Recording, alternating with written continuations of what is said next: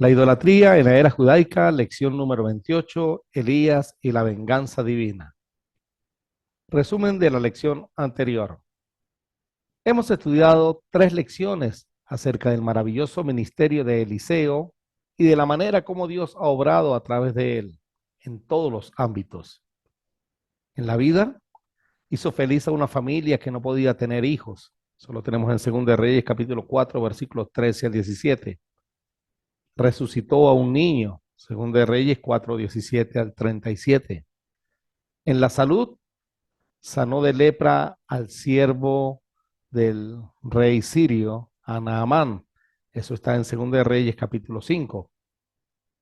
Edificación, solventó una situación para que se pudiera agrandar el lugar de reunión de la escuela de los profetas. Eso está en 2 de Reyes capítulo 6, versículo 1 al 7.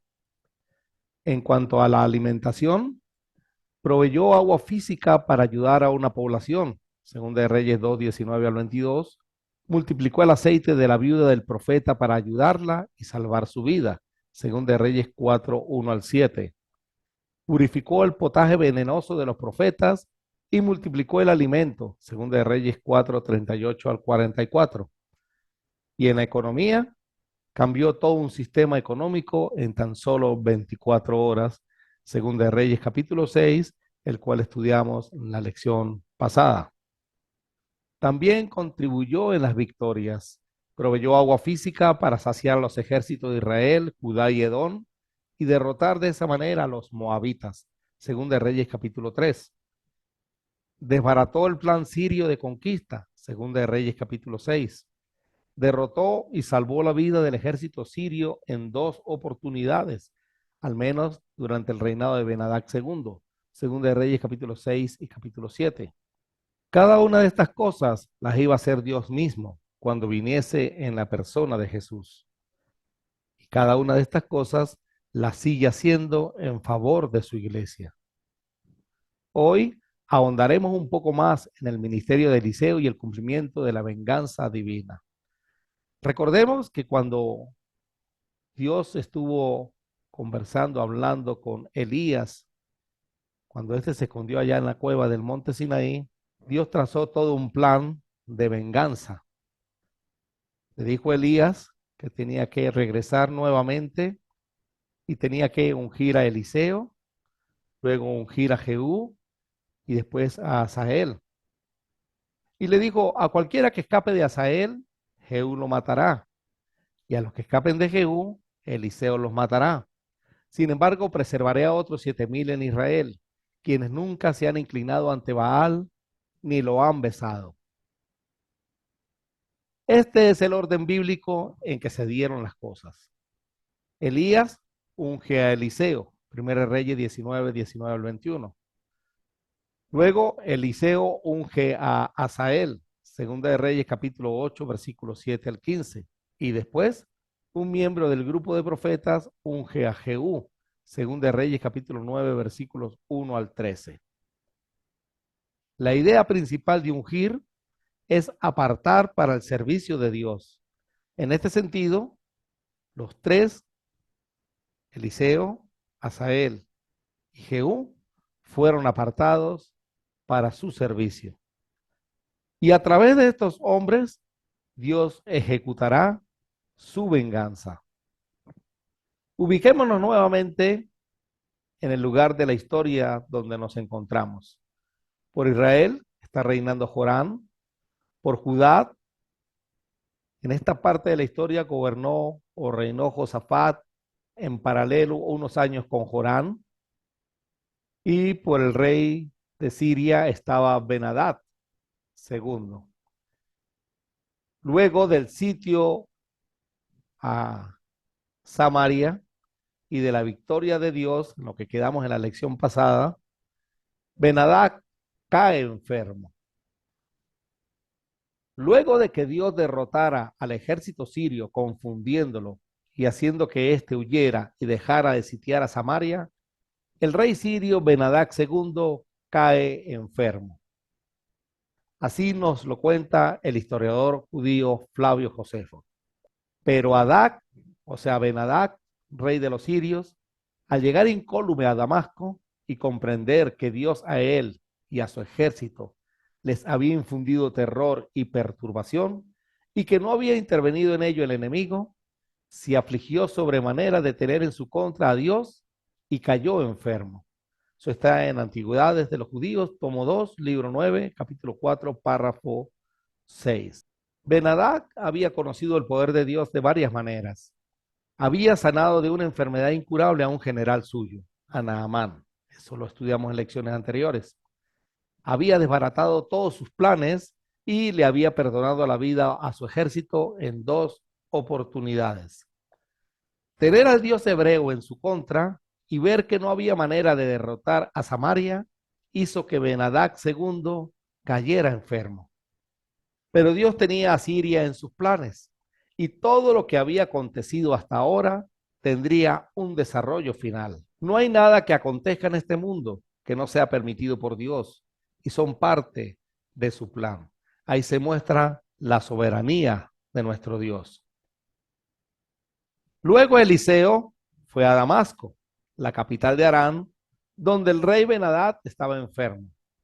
Cuando alguien le informó al rey que el hombre de Dios había llegado, el rey le dijo a Hazael: llévale un regalo al hombre de Dios. Luego dile que le pregunte al Señor: ¿voy a recuperarme de esta enfermedad? De este primer versículo debemos detallar varias cosas. Dios busca a Ben-Hadad II. Eliseo va a Damasco. Esto sucede después del sitio a Samaria. Ben-Hadad le da una orden a un hombre de nombre Hazael. ¿Dónde hemos escuchado antes ese nombre? ¿Lo recuerdan? Hazael era parte del plan de Dios. De hecho, era la segunda parte del plan de Dios expresado a Elías. ¿Quién era Hazael? Josefo escribió que Hazael era uno de los más fieles servidores de Ben-Hadad II. Era de tal confianza para el rey arameo que fue al que envió a consultar al hombre de Dios y a llevarle un regalo. Ben-Hadad II enviándole regalos al hombre de Dios después de lo que pasó en Samaria. Después de lo sucedido, Ben-Hadad temió a Dios y de cierta manera creyó en el poder de Dios. Le dice Ben-Hadad a Hazael: luego dile que le pregunte al Señor: ¿voy a recuperarme de esta enfermedad? Según de Reyes 8, 7 al 8. Si Dios había sanado a Naamán de una lepra que era una enfermedad incurable, el rey pensó: también podría sanarme a mí. Si había hecho por Israel y por los sirios grandes cosas, por él también podría hacerlo. Hasta este punto estaba la fe de Ben-Hadad II en el Dios de los hebreos. Entonces Hazael cargó 40 camellos con los mejores productos de Damasco para regalarle a Eliseo. Fue a verlo y le dijo: tu siervo Ben-Hadad, rey de Aram, me ha enviado a preguntarte: ¿voy a recuperarme de esta enfermedad? Según de Reyes 8:9. En primer lugar, podemos definir y decir que fue un buen regalo el que le envió Ben-Hadad a Eliseo. Rescato nuevamente la transformación de este hombre, de Ben-Hadad. Yo creo que Ben-Hadad II creyó en Dios. Y si a eso le sumamos el testimonio que debió haber dado Naamán, cada vez que Ben-Hadad iba a adorar al dios Rimón, recuerden, según de Reyes 5:18, y cada vez que presentaba sacrificio a Jehová, y luego observar cómo Dios con su poder lo había derrotado y salvado, su corazón entendió quién era Dios. Eliseo no rechazó el regalo como lo había hecho con Naamán. Probablemente lo sucedido con el siervo Giesi también le sirvió a Eliseo. La respuesta de Eliseo evidencia el plan de Dios. Eliseo contestó: ve y dile, ciertamente te recuperarás, pero la verdad es que el Señor me ha mostrado que morirá. Según de Reyes 8:10, nueva traducción viviente. Cuando uno lee esta parte del versículo, uno piensa que hay un tipo de contradicción. Como eso que ven y dile, ciertamente te recuperarás, pero ¿sabe qué? La verdad es que el hombre va a morir y vamos a entender qué fue lo que realmente sucedió. Ciertamente, Ben-Hadad iba a recuperarse de la enfermedad, pero la verdad, como dice el versículo, es que el Señor me ha mostrado que morirá. El punto es, ¿morirá de la enfermedad o morirá por otra causa? Eso es lo que vamos a ver en este momento. Una vez más, el Señor le está revelando a Eliseo los planes de los sirios. La respuesta divina fue, ciertamente te recuperarás. No vas a morir como consecuencia de esta enfermedad, pero el Señor me ha mostrado que morirá. Era el plan de Dios indistintamente de su enfermedad. Indistintamente de que Ben-Hadad haya caído enfermo o no, el plan de Dios era que Ben-Hadad tenía que morir. El Señor me ha mostrado que morirá y no quiero adelantarme, pero el Señor también le ha mostrado a Eliseo otra cosa. Hazael, el Señor me ha mostrado que tú serás rey de Aram, según de Reyes 8:13. Y la manera en que lo llegaría a ser es la respuesta al tipo de muerte de Ben-Hadad. Eliseo se quedó mirando a Hazael tan fijamente que Hazael se sintió incómodo. Así que el hombre de Dios se puso a llorar. Las lágrimas de Eliseo representan el dolor de Dios por un pueblo al cual amaba, pero que debía disciplinar. Lo que Israel le había hecho a Dios al cambiarlo por otros dioses, lo que Jezabel había hecho a los profetas de Dios, lo que Jezabel le había hecho al mismo Elías, a Nabot, el de la viña, no podía quedar en vano. Dios tenía que vengarse. Mía es la venganza, yo daré el pago, dice el Señor.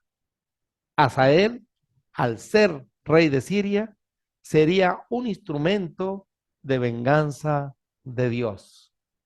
Recordemos aquel momento en que Dios y Elías se encontraron en la cueva allá en el monte Sinaí. Cuando Elías lo oyó, se cubrió la cara con su capa, salió y se paró a la entrada de la cueva. Entonces una voz le dijo, ¿qué haces aquí, Elías? Él volvió a responder, he servido con gran celo al Señor Dios Todopoderoso, pero el pueblo de Israel ha roto su pacto contigo, derribó tus altares y mató a cada uno de tus profetas.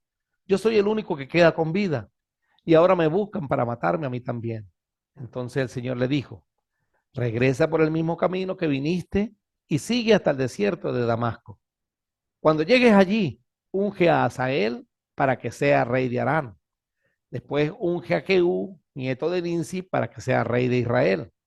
Y unge a Eliseo, hijo de Safat, de la tierra de Abel Meola, para que tome tu lugar como mi profeta. A cualquiera que escape de Hazael, Jehú lo matará. Y a los que escapen de Jehú, Eliseo los matará. Este era el plan que Dios había trazado, un plan de venganza, la venganza divina. Eliseo, cual padre, llora amargamente por sus hijos. ¿Qué pasa, mi señor? Le preguntó a Asael. Yo sé las cosas terribles que tú le harás al pueblo de Israel, contestó Eliseo. Quemarás sus ciudades fortificadas, matarás a sus muchachos a filo de espada, estrellarás a sus niños contra el suelo y abrirás el vientre a sus mujeres embarazadas. Terrible lo que Dios te había mostrado a Eliseo que iba a hacer a Asael en contra de Israel. Qué terrible profecía estaba dando Eliseo. Asael sería la mano de Dios para semejante castigo, como lo habían sido antes Ben-Hadad primero y Ben-Hadad segundo, y como lo serán en un futuro para el presente de Eliseo, pero pasado para nosotros, como lo fueron Senaquerib por parte de Asiria, Nabucodonosor por parte de Babilonia, Artajerjes por parte de Persia, Ciro por parte de Persia, Medo Persia, Alejandro Magno por parte de los griegos, Pompeyo por parte de Roma, Julio César, Octavio, Tiberio, Herodes por parte de Roma, en lo que respecta al pueblo judío. Algunos de estos para bien y otros al estilo Asael. Ahí tenemos una lista de varios reyes utilizados por el Señor para ejecutar venganza, para disciplinar a su pueblo desobediente, al pueblo de Israel. Dios es el Señor de la historia. Dios es el que pone y quita reyes. Dios es el soberano de los reyes de la tierra. Entonces Asael le dijo, ¿cómo podría un don nadie como yo hacer cosas tan grandes como esas? Eliseo le contestó, el Señor me ha mostrado que tú serás rey de Aram, tú serás rey de Siria, Asael. Josefo lo narra de la siguiente manera. Lloro, dijo, por los males que han de venir al pueblo de Israel por causa tuya, pues tú matarás a los mejores de ellos, incendiarás las ciudades más fortificadas, harás perecer a los niños estrellándolos contra las piedras y reventarás a las mujeres grávidas. Entonces Asel, que era Asael, preguntó, ¿qué fuerza poderosa me permitirá hacer todas estas cosas? Contestó que Dios te había revelado que sería rey de los sirios. Antigüedad de los Judíos, tomo 2, libro 9, capítulo 4, párrafo 6c. Muerte de Ben-Hadad II. Cuando Asael se despidió de Eliseo y regresó, el rey le preguntó, ¿qué te dijo Eliseo? Me dijo que es seguro que te recuperarás, contestó Asael, según de Reyes 8:14. Esa fue la respuesta de Dios. Ciertamente Ben-Hadad se iba a recuperar. De esa enfermedad no moriría. Lo que no le dijo a Asael era lo que comenzó a tramar en su mente. Lo que no le dijo a Asael es que él sería el sustituto de Ben-Hadad II. Esto nos indica, de cierta manera, que Asael creyó la profecía de Eliseo. Ahora bien, al día siguiente Asael agarró una manta, la empapó en agua y se la puso al rey sobre la cara hasta que murió. Entonces Asael pasó a ser el siguiente rey de Aram, según de Reyes 8:15. Como vemos, Asael no esperó nada.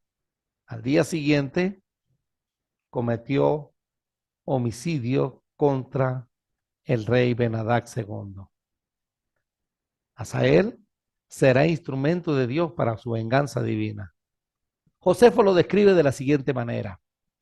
Asael, una vez en presencia de Hadad, le dio la buena noticia sobre la enfermedad, pero al día siguiente con un lazo húmedo lo mató estrangulándolo.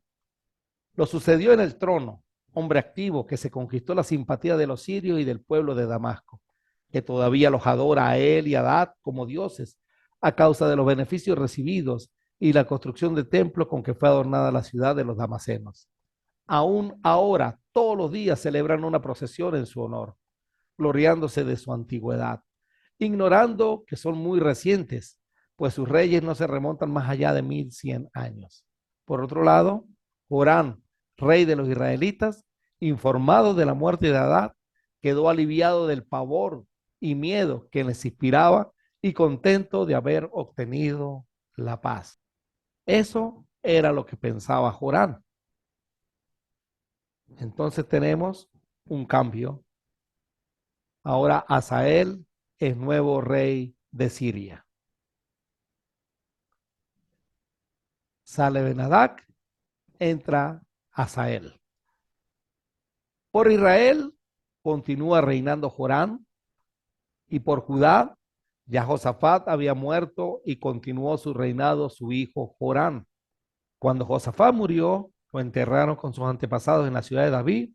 Después su hijo Joram lo sucedió en el trono. La Nueva Traducción Viviente, resolviendo esta combinación de nombres, al rey de Judá lo va a llamar Joram. Recordemos que Josafat y su hijo Joram o Joram reinaron varios años juntos. Vea 2 de Reyes 1:17 y 2 de Reyes 3:1. Eso lo analizamos en la lección 25. En los dos versos podemos observar que el Jorán de Israel comenzó a gobernar en vida de los reyes de Judá, Josafat y su hijo Jorán.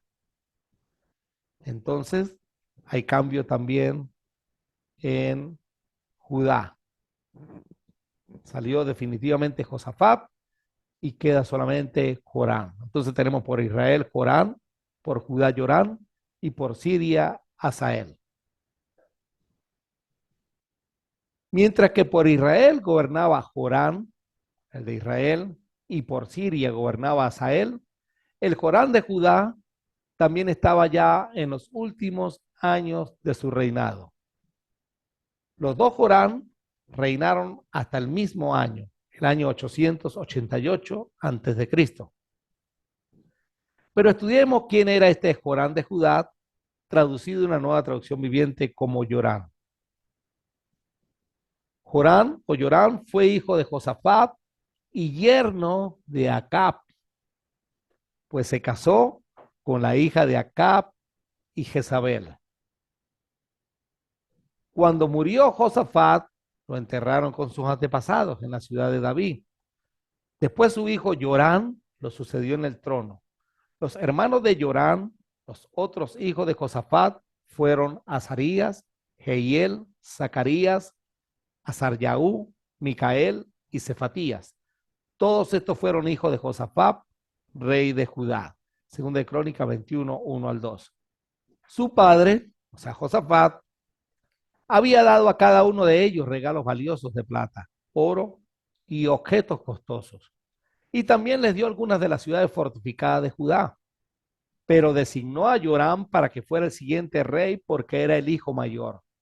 Sin embargo, cuando Joram se afianzó firmemente en el trono, mató a todos sus hermanos y a algunos de los otros líderes de Judá.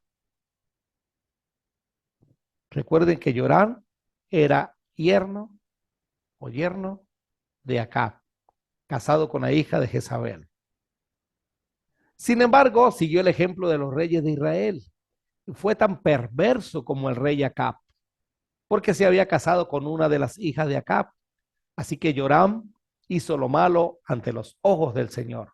Segunda Crónica 21:6. No obstante, el Señor no quiso destruir la dinastía de David, porque había hecho un pacto con David y le había prometido que sus descendientes seguirían gobernando, como una lámpara que brilla para siempre. Durante el reinado de Joram, los edomitas se rebelaron contra Judá y coronaron a su propio rey. Entonces Joram marchó con todo su ejército y todos sus carros de guerra. Los edomitas rodearon a Joram y a los comandantes de sus carros, pero él los atacó de noche al abrigo de la oscuridad. Aún así, Edom ha sido independiente de Judá hasta el día de hoy. La ciudad de Libna también se rebeló por ese mismo tiempo. Todo esto ocurrió porque Joram había abandonado al Señor, Dios de sus antepasados.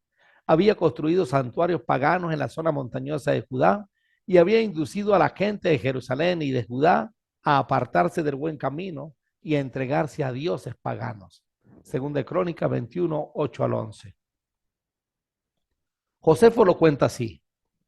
Joram, el rey de Jerusalén, que tenía el mismo nombre que el rey de Israel, como antes dijimos, así que recibió el mando, mató a sus hermanos y a los amigos de su padre, que también eran sus regidores, dando con esto una prueba de su maldad. No era distinto a los reyes de Israel, que fueron los primeros en apartarse de las tradiciones y costumbres de los hebreos y del culto de Dios. Gotolía, que es Atalía en la Biblia, hija de Acab, fue quien los indujo a cometer toda clase de crímenes y a la adoración de dioses ajenos. Dios, sin embargo, a causa del pacto que establecería con David, no quiso exterminar a su estirpe, pero Joram no dejó de maquinar el mal todos los días contra la piedad y contra las costumbres nacionales. Antigüedades de los Judíos, tomo 2, libro 9, capítulo 5, párrafo 1. Luego el profeta Elías le escribió la siguiente carta a Joram. Esto dice el Señor, Dios de tu antepasado David. Tú no has seguido el buen ejemplo de tu padre Josafat, ni el de tu abuelo Asa, rey de Judá. Esta parte de la escritura es confusa, en cierto sentido. Elías para esta época ya había sido llevado al cielo. Entonces, ¿cómo es que Elías le escribió la carta a Joram? Puede que no haya sido escrita literalmente por Elías, sino que Eliseo fue quien la escribió con el ánimo o el mismo espíritu de Elías. Recordemos que hubo muchas cosas que en la palabra se le atribuye a Elías, entre ellas ungir a Asael como rey de Siria, y en realidad fue Eliseo quien lo hizo. En la lección 23 di mayor detalle al respecto sobre cosas que la Biblia dice que iba a ser Elías y en realidad se hicieron fue con el espíritu de Elías. Puede regresar nuevamente a la lección 23 y estudiar sobre el asunto. La carta seguía diciendo, en cambio, refiriéndose a Joram, ha sido tan perverso como los reyes de Israel. Ha llevado al pueblo de Jerusalén y de Judá a rendir culto a los ídolos, tal como lo hizo el rey Acab en Israel. Incluso ha matado a tus propios hermanos, hombres que eran mejores que tú.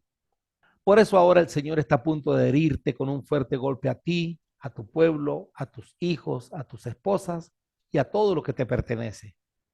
Sufrirás una grave enfermedad abdominal que se empeorará cada día hasta que se te salgan los intestinos. Según de Crónicas 21, 13 al 15. Terrible esto que le está diciendo, escribiendo en la carta Elías a Joram o Eliseo a Joram. Terrible lo que está profetizando sobre Joram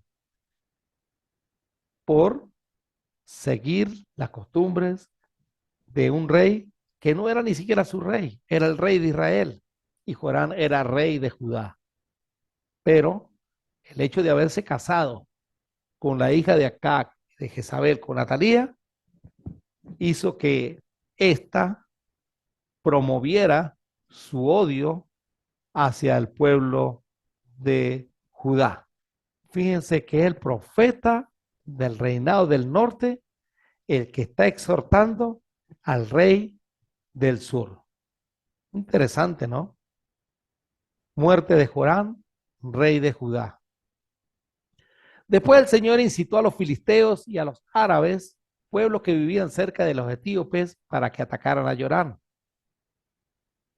Marcharon contra Judá, derribaron sus defensas y se llevaron todo lo que había de valor en el palacio real, incluso a los hijos y a las esposas del rey.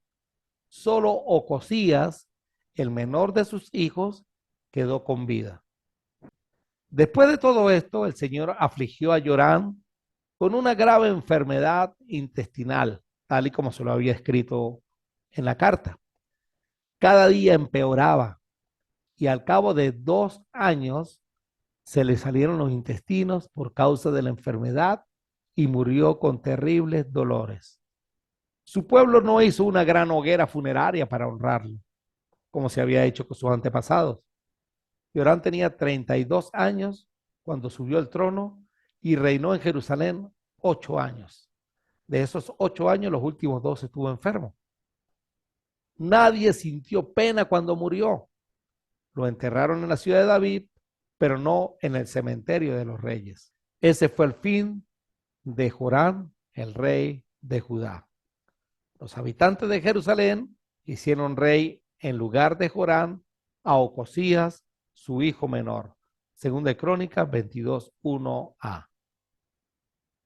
Luego hablaremos de este Ocosías, rey de Judá. Entonces tenemos nuestra tabla y hay un cambio. Sale Joram y entra Ocosías, quien va a durar apenas un cortico tiempo. Ni un año va a durar Ocosías en el reinado de Judá. Se acerca el cumplimiento de la otra parte del plan de Dios revelado a Elías. Entonces el Señor le dijo, regrese por el mismo camino que viniste y sigue hasta el desierto de Damasco. Cuando llegues allí, unge a Hazael para que sea rey de Aram. Listo, eso ya pasó. Después unge a Jehú, nieto de Ninsi, para que sea rey de Israel. Y eso es lo que viene a continuación. Mientras tanto, dejemos que sea el historiador Flavio Josefo quien nos describa algunos detalles extras. Joram, rey de Jerusalén, aquí Josefo se equivocó, quiso decir rey de Israel. ¿Cómo lo sé? Porque en primer lugar, el rey de Jerusalén, Joram, ya había muerto. Y en segundo lugar, lo que va a describir a continuación fue lo que pasó con el rey de Israel, no con Joram, el rey de Jerusalén. Fíjense que los nombres incluso confundieron a Josefo. Entonces, Joram, el rey de Israel, esperanzado después de la muerte de Adac, o sea, de Ben-Hadad II, de poder quitar a los sirios la ciudad de Armata, que era Ramoc, de la región de Galaditida, que se refería en la Biblia a Galac, se dirigió hacia allí con un gran ejército, bien equipado. Durante el sitio, un sirio lo hirió con una saeta, pero no mortalmente. Se retiró a Jezreel, que es Jezreel, para curarse, dejando todo el ejército en Armata, en Ramot, al mando del capitán Jehú, hijo de Nemes, que en la Biblia es Ninsi, pues ya había capturado la ciudad. Era su propósito, una vez que sanara de la herida, hacer la guerra a los sirios. Antigüedad de los Judíos, tomo 2, libro 9, capítulo 6. Fíjense que Josefo nos describe todos estos detalles interesantes en el estudio de nuestra historia. Entonces tenemos que Joram de Israel, herido, esperanzado en que Ben-Hadad II había muerto, se fue a hacer guerra con Hazael y durante la batalla fue herido no mortalmente por un sirio y se fue a la ciudad de Jezreel a recuperarse. En esta incursión logró apoderarse de la ciudad de Ramoc, de Galaad. Joram, mientras se recupera en Jezreel, este Joram de Israel, ya Joram de Judá murió, deja el ejército israelita junto a la ciudad de Ramoc de Galaad en manos de su capitán Jehú. Y Jehú es ungido rey de Israel. Mientras tanto, el profeta Eliseo mandó llamar a un miembro del grupo de profetas. Prepárate para viajar, le dijo, y llévate este frasco de aceite de oliva. Ve a Ramoc de Galaad y busca a Jehú, hijo de Josafat, hijo de Ninsi. Llévalo a un cuarto privado, lejos de sus amigos, y derrama el aceite sobre su cabeza. Dile, esto dice el Señor, yo te unjo para que seas rey de Israel. Luego abre la puerta y corre por tu vida. ¿Qué nos está diciendo la Biblia aquí? Que el ungimiento de Jehú iba a ser prácticamente en privado, sin que se enterara absolutamente nadie. Era el plan de Dios. Si ungían a Jehú en público, Joram se iba a enterar y lo iba a mandar a matar. Tenía que hacerse en privado y luego que sea ungido rey de Israel, abre la puerta y corre por tu vida. No debemos confundir a este Josafat, hijo de Ninsi, con el rey de Judá, Josafat, hijo de Asa. No es el mismo personaje. Jehú, nieto de Ninsi, fue ungido rey de Israel por un miembro del grupo de profetas. La profecía decía que lo iba a ungir Elías, pero lo ungió un miembro del grupo de profetas con el espíritu de Elías, con el ánimo de Elías. La acción es tomada como si lo hubiese hecho el mismo Elías, al igual como sucedió con Hazael, rey de Siria, en Primera de Reyes capítulo 19, versículos 15 al 17. Jehú es ungido con aceite, Hazael no lo fue. Diferencia entre verdadero rey e instrumento de Dios. Jehú era rey de uno de los reinos del pueblo descendiente de Abraham. Asael era rey de un pueblo pagano. Entonces el joven profeta hizo lo que se le indicó y fue a Ramot de Galaad. Cuando llegó, encontró a Jehú sentado con otros oficiales del ejército. Tengo un mensaje para usted, comandante, le dijo. ¿Para quién de nosotros? Preguntó Jehú. Para usted, comandante, le volvió a contestar. Entonces Jehú dejó a los otros y entró en la casa. Acto seguido, el joven profeta derramó el aceite sobre la cabeza de Jehú y dijo, esto es lo que el Señor, Dios de Israel, dice. Yo te unjo rey del pueblo del Señor Israel. Según de Reyes 9, 4 al 6. Tú destruirás a la familia de Acab, tu amo. Así vengaré el asesinato de mis profetas y de todos los siervos del Señor a quienes Jezabel mató. Es preciso que toda la familia de Acab sea aniquilada. Destruiré a cada uno de sus descendientes varones, tanto esclavos como libres, en todo Israel. Destruiré a la familia de Acab, así como destruí a la familia de Jeroboam, hijo de Nabab, y de Baasa, hijo de Ahías. Los perros se comerán a Jezabel, la esposa de Acab, en la parcela en Jezreel, y nadie la va a enterrar, nadie la enterrará. Enseguida el joven profeta abrió la puerta y salió corriendo. Aquí estaba revelado el plan de Dios para venganza por lo que Acab y Jezabel habían hecho contra Elías o por Elías y los profetas. Eliseo había llorado por lo que Dios le había mostrado iba a hacer a través de Hazael, rey de Siria. Ahora le muestra a Jehú el final de esta gente tan malvada. A cualquiera que escape de Hazael, Jehú lo matará. Y a los que escapen de Jehú, Eliseo los matará. No quedaría nada ni nadie de la casa de Acab. Mía es la venganza, dice Jehová. Yo daré el pago. Jehú regresó a donde estaban los otros oficiales y uno de ellos le preguntó, ¿qué quería ese loco? ¿Está todo bien? Ah, ya sabes cómo parlotea un hombre de esos, contestó Jehú. Estás ocultando algo, le dijeron ellos. Cuéntanos. Entonces Jehú les contó.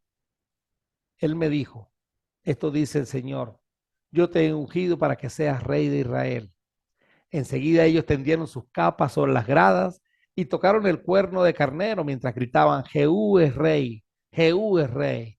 De manera que lo que se había hecho en privado ya es público. Entonces Jehú, hijo de Josafat, hijo de Ninsi, encabezó una conspiración contra el rey Joram. Joram había estado con el ejército en Ramón de Galaad, defendiendo a Israel contra las fuerzas del rey Hazael de Aram. Pero el rey Joram fue herido durante la batalla y regresó a Jezreel para recuperarse. Eso no lo contó Josefo. Así que Jehú dijo a sus hombres, si ustedes quieren que yo sea rey, no dejen que nadie salga de la ciudad y vaya a Jezreel para informar lo que hemos hecho. Entonces Jehú subió a un carro de guerra y fue a Jezreel a buscar al rey Joram, quien estaba allí acostado y herido.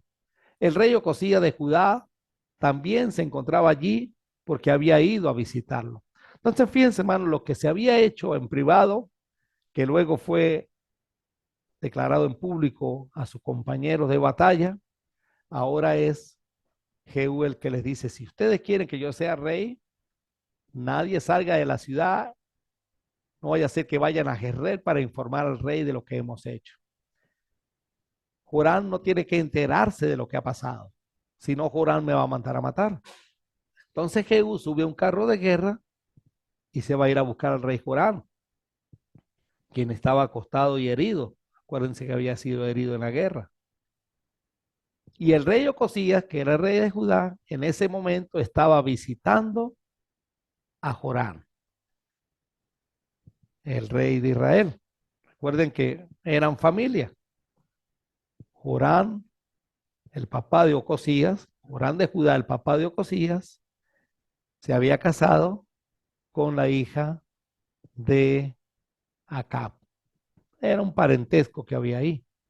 Y el rey Ocosías, rey de Judá, estaba visitando al rey Joram de Israel allá en la tierra de Jezreel. ¿Qué hacía Ocosías, rey de Judá allí? Es la pregunta que podemos hacernos. Entonces vamos a regresar a Ocosías, rey de Judá. Ocosías hizo lo malo a los ojos del Señor, igual que la familia de Acab. Los parientes de Acab incluso llegaron a ser asesores de Ocosías después de la muerte de su padre y lo llevaron a la ruina. Siguiendo su mal consejo, Ocosías se unió a Joram, hijo de Acab, rey de Israel, en su guerra contra el rey Hazael de Aram en Ramón de Galad.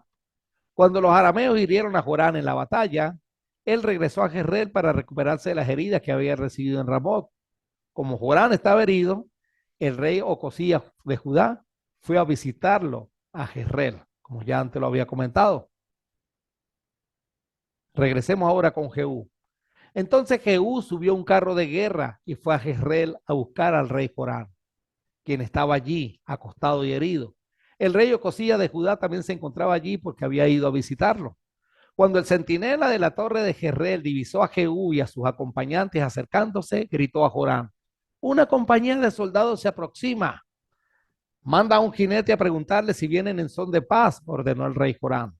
Así que salió un jinete al encuentro de Jehú y le dijo: el rey quiere saber si vienes en son de paz. ¿Y tú qué sabes de paz? Preguntó Jehú.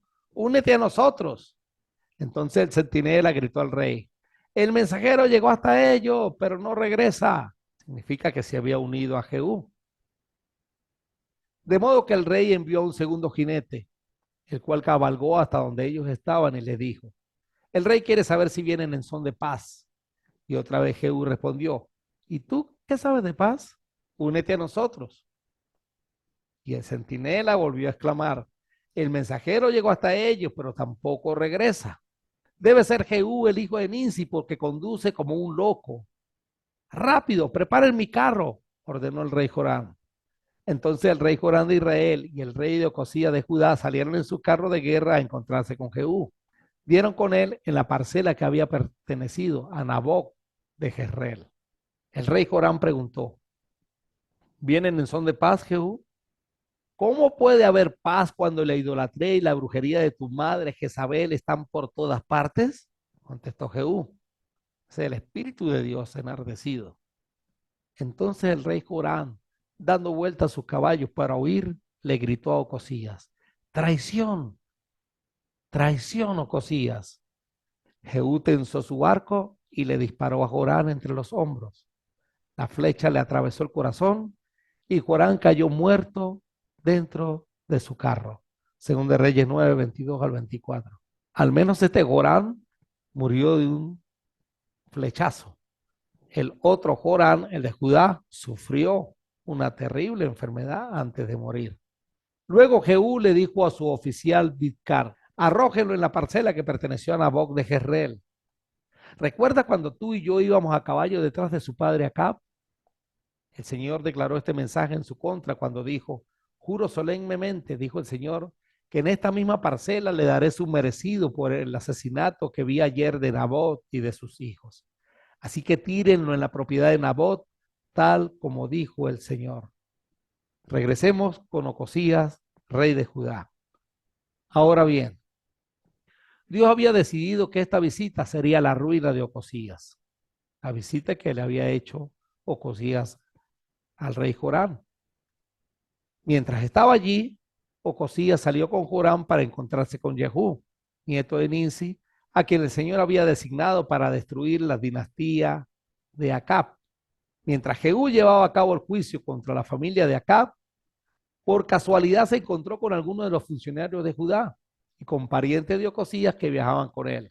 Entonces Jehú los mató a todos. Al ver lo que pasaba, el rey Ocosías de Judá huyó por el camino que lleva a Bet-Agán. Entonces Jehú lo siguió gritando: dispárenle a él también. Así que hirieron a Ocosías mientras escapaba en su carro de guerra en la cuesta de Gur, cerca de Ibleam, y pudo llegar hasta Megiddo, pero allí murió. Sus sirvientes lo llevaron en el carro de guerra hasta Jerusalén, donde lo enterraron junto a sus antepasados, en la ciudad de David. Ocosías había comenzado a reinar en Judá durante el año 11 del reinado de Joram, hijo de Acab. Según de Reyes 9, 27 al 29. Muerte de Jezabel. Cuando Jezabel, la reina madre, supo que Jehú había llegado a Jezreel, se pintó los párpados, se arregló el cabello y se sentó frente a una ventana. Me la puedo imaginar. Cuando Jehú entró por la puerta del palacio, ella le gritó: ¿has venido en son de paz, asesino? Tú eres igual a Sinri, quien mató a su amo. Jehú levantó la vista, la vio en la ventana y gritó: ¿quién está de mi lado? Entonces 2 o 3 eunucos se asomaron a verlo. Tírenla abajo, gritó Jehú. Así que la arrojaron por la ventana y su sangre salpicó la pared y los caballos. Y Jehú pisoteó el cuerpo de Jezabel con las patas de sus caballos. Segunda de Reyes 9:30 al 33. Luego Jehú entró al palacio, comió y bebió. Después de un rato dijo: que alguien se encargue de enterrar a esa maldita mujer, porque era hija de un rey. Pero cuando fueron a enterrarla, solo encontraron el cráneo, los pies y las manos. Cuando regresaron y le contaron a Jehú, él declaró: eso cumple el mensaje que el Señor dio por medio de su siervo Elías de Tisbé, quien dijo: los perros se comerán el cuerpo de Jezabel en la parcela de Jezreel. Sus restos quedarán desparramados como estiércol en la parcela de Jezreel, para que nadie pueda reconocerla. Según de Reyes 9:34 al 37. Este fue el fin de esta mujer terrible. Tenemos entonces el cuadro donde tenemos a los reyes y hubo cambio de reyes en ambos reinos. Y el mismo año por Israel reinó Jehú en lugar de Joram, acabando con la dinastía de Acab. Por Judá se mantiene la misma dinastía, la de David. Durante ese año Joram, el de Judá, dejó el trono a Ocosías, quien el mismo año muere, dejando a Atalía, una usurpadora, de la cual hablaremos en la próxima lección. Por Siria sigue gobernando Hazael y sigue como profeta Eliseo. Esta fue la lección 28 de la idolatría en la era judaica, Elías y la venganza divina. Si Dios lo permite, nos encontraremos nuevamente en la lección número 29. Bendiciones de lo alto.